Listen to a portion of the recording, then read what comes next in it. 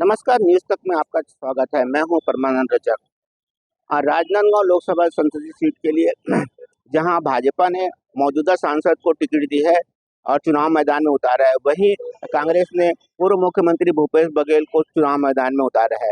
आइए हमारे साथ कुछ लोग मौजूद हैं, उनसे जानना चाहते हैं कि इन दोनों के बीच में कितना टाइट मुकाबला है। जी बताएं, कितना टाइट मुकाबला नजर आता है आपको? जी, राजनांदगांव लोकसभा में कोई मुकाबला नहीं है। अभी लोग भारतीय जनता पार्टी ने पुराना सांसद जो वर्तमान में सांसद है उनको उम्मीदवार बनाया है और कांग्रेस पार्टी से भूपेश बघेल जो मुख्यमंत्री रहे पूर्व वो यहाँ मैदान में है।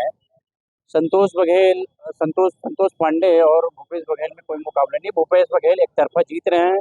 संतोष पांडे जो पूर्व कार्यकाल 5 साल जो उनका जो कार्यकाल रहा है बिल्कुल शून्य रहा है। वो लोकसभा प्रत्याशी के रूप में यहाँ नेतृत्व भी राजनांदगांव का अच्छे से नहीं कर पाया है, लोगों के बीच में अपना स्थान नहीं बना पाया है। पूर्व मुख्यमंत्री जो भूपेश बघेल है, गांव किसान गरीब सबके हितैषी रहा है। पूरा 5 साल उनका कार्यकाल देखा है। वो एक दबंग नेता है। उनकी पर्सनालिटी लोकसभा के लिए एक योग्य उम्मीदवार है और वो यहाँ पर एक तरफा जीत के जाएगा। संतोष पांडे के साथ कोई मुकाबला नहीं। किसकी सरकार बनती नजर आ रही है? सरकार सरकार की बात है तो अभी मिली जुली सरकार बनेगी।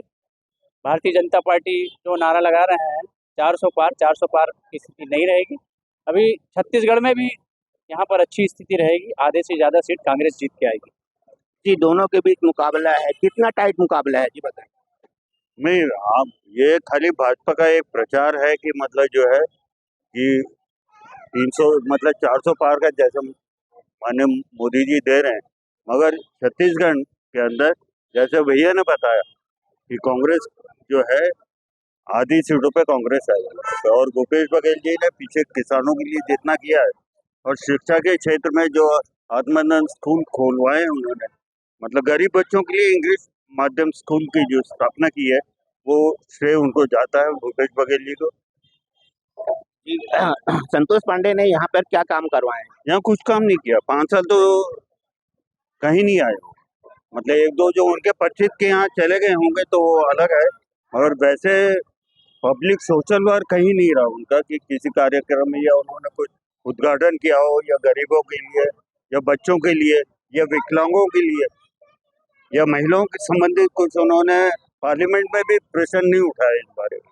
उनका दावा है कि उन्होंने बहुत सारी ट्रेनों का स्टॉपेज कराया है राजनांदगांव में। कहीं नहीं, आप बताइए।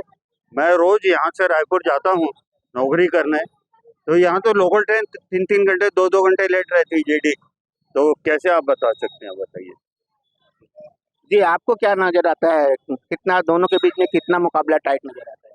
जहाँ तक मैं एक शहर इस राजनांदगांव जिले के नागरिक होने के नाते जो मेरा आकलन जो मैं समझता हूँ, क्योंकि दोनों अपने अपने स्थान पर एक संतोष पांडे जी सिटिंग एमपी रहे और भूपेश बघेल जी इस राज्य के इस प्रदेश के पूर्व मुख्यमंत्री रहे, तो निश्चित रूप से दोनों ही पार्टियों के उम्मीदवार सशक्त हैं और हाई प्रोफाइल सीट भी है, कांटे का टक्कर भी है। अब इस बात पर निश्चित करता होता है कि जिन मुद्दों पर भारतीय जनता पार्टी और कांग्रेस पार्टी आम जनता के लिए अपने इस किस मुद्दे पर जनता के मांगों को पूरा करती है, जनता के खरे उतरती है, अब ये पूरा निर्णय जनता के ऊपर है। मैं जो सोचता हूँ कि सीट बहुत अच्छी सीट है, कांटे की टक्कर है और इसमें अभी ये नहीं कहा जा सकता कि 50-50 किस तरफ कौन सी पार्टी या कौन सा उम्मीदवार इसमें जीत सकता है। दोनों के कामकाज को किस तरह नजर से देखते हैं? कामकाजों के हिसाब से देखा जाए तो संतोष पांडे जी केंद्र को प्रतिनिधित्व करते थे और कांग्रेस के भूपेश बघेल जी मुख्यमंत्री जी वो एक पूरे प्रदेश को देखते थे। जहाँ तक मैं जो सोचता हूँ कि राजनांदगांव शहर का जैसा विकास आज यहाँ की जनता चाहती है उसके अनुरूप नहीं। आज भी यहाँ की जनता कई चीज़ों की कमियों को महसूस करती है और आज ज़रूरत है कि धरातल पर जाके और राजनांदगांव का विकास किस तरीके से आगे बढ़ाया जा सकता है। अगर वो उम्मीदवार इस बातों पर खरे उतरता है तो निश्चित रूप से परिणाम उसके पक्ष में जाएगा। आपने संतोष पांडे का कामकाज की बताएंगे? संतोष पांडे जी के कामकाज से केंद्र के जैसे बहुत सारे केंद्र की योजनाओं को, जो प्रधानमंत्री मोदी जी की गारंटीड योजनाओं को जनता तक पहुंचाने की कोशिश किया है। और फिर भी मैं जो सोचता हूं कि राजनांदगांव का विकास, एक संपूर्ण विकास जो राजनांदगांव का चाहिए, वो अभी और भी होना जरूरी है। जैसे शिक्षा है, स्वास्थ्य है, सड़क है, परिवहन है, इसमें आज भी शिक्षा के लिए हमको बाहर जाना पड़ता है, स्वास्थ्य के लिए बाहर जाना पड़ता है। तो राजनांदगांव को इस प्रदेश में या इस केंद्र के स्तर पर इस लायक बना दिया जाए कि यहाँ की जनता किसी प्रकार की कमी महसूस न करे। देश में किसकी सरकार बनती नजर आ रही है? क्योंकि मैं अभी इस चीज़ों को नहीं बोलना चाहूँगा, मैं भी एक कर्मचारी हूँ, पर अभी किसी चीज़ को, लेकिन आप भी एक लहर जो बनती है और चुनाव जैसे जैसे ही पोलिंग पास आता है, एक लहर बनती है और उस लहर के साथ साथ, क्योंकि पूर्व में भी भाजपा ने भी अपने गठबंधन के साथ सरकार बनाई है और ऐसा लगता है कि अब भी हो सकता है उनकी सरकार, जिस तरीके से अभी माहौल दिख रहा है। जी, भाजपा ने संतोष पांडे को टिकट दिया है, वहीं कांग्रेस ने भूपेश बघेल को टिकट दिया है। इन इन दोनों के बीच में किस तरह की टक्कर नजर आ रही है? कितना टाइट टक्कर है? भूपेश बघेल जी राजनांदगांव लोकसभा के प्रत्याशी हैं और संतोष पांडे भाजपा से है और भूपेश बघेल जी कांग्रेस से है। निश्चित तौर पे भूपेश बघेल के चुनाव लड़ने से यहाँ पे कांग्रेस को फायदा होगा और भूपेश बघेल यहाँ से चुनाव जीतेंगे। उसके पीछे कारण ये है कि भूपेश बघेल ने अपने, जब छत्तीसगढ़ में यहाँ पे उनका 5 साल का शासन था, कांग्रेस की शासन थी, तो उन्होंने ऐसा कोई भी व्यक्ति नहीं है जिसके लिए काम नहीं किया होगा, चाहे किसान हो, चाहे महिलाएं हो।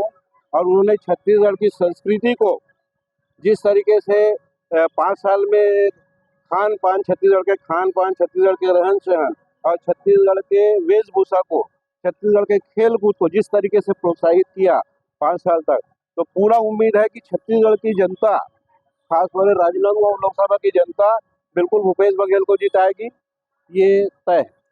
कि दोनों के कामकाज को किस नजर से देखते हैं? भाई, भूपेश बघेल ने 5 साल मुख्यमंत्री के हैसियत से काम किया है और इसमें कोई दो मत नहीं है कि उसने ऐसा कोई भी वर्ग हो जिसके लिए नहीं किया होगा। संतोष पांडे 5 साल तक गायब थे, भाजपा ने उनको फिर पुनः टिकट दे दिया। भाजपा के लोगों का ही ये कहना है कि संतोष पांडे पिछला चुनाव नहीं जीत पा रहे थे। सब लोग यही बोलते थे कि टिकट जब संतोष पांडे को पिछले समय जीता, तो यही एक ऐसा है भारत में जो पहला सीट हारेगा, बीजेपी वाले भी बोल रहे थे। अब वो जीत गया तो फिर भाजपा ने संतोष पांडे ने, लेकिन इस समय जो है संतोष पांडे हारेगा, भूपेश बघेल की जीत होगी। छत्तीसगढ़, भूपेश बघेल की जीत होती है तो ये मान के रखना कि छत्तीसगढ़ के सभी लोग छत्तीसगढ़ के व्यक्ति का सम्मान किए हैं, ये बात है। देश में किसकी सरकार बनती नजर आ रही है? देश में तो ये बोल रहे हैं कि 400 से पार होंगे बीजेपी वाले, लेकिन कहाँ से 400 पार होंगे ये बता दे। और अगर ये 400 से अधिक सीट लाने की बात करते हैं तो ये कांग्रेस वालों को क्यों ले रहे हैं, छोटे छोटे कार्यकर्ता को क्यों ले रहे हैं? इनको डर कहीं ना कहीं बना हुआ है कि हम जो है अपने लक्ष्य से पीछे हो जाएंगे, इसलिए इन्होंने छोड़े। जैसे रायपुर से उसको ले लिए, अपना चंद्रशेखर शुक्ला जी को। क्या जरूरत थी चंद्रशेखर शुक्ला जी को लेने की? अगर आप 400 सीट पार कर रहे हैं तो कांग्रेस और ईडी के माध्यम से, अन्य माध्यम से नेताओं को क्यों डरा रहे हो? तो आपको कहीं ना कहीं ये डर लगा हुआ है कि हम अपने लक्ष्य में नहीं आएंगे। अब कितना सीट मिला है, क्या मिलेगा, ये तो जिस दिन रिजल्ट आएगा उस दिन पता चल जाएगा। मेरा सवाल था, देश में किसकी सरकार बनती नजर आ रही है? देश में कांग्रेस की सरकार बनेगी, बिल्कुल तय है। बहरहाल दोनों के बीच कांटे की टक्कर नजर आ रही है। राजनांदगांव से परमानंद रजक, न्यूज़ तक।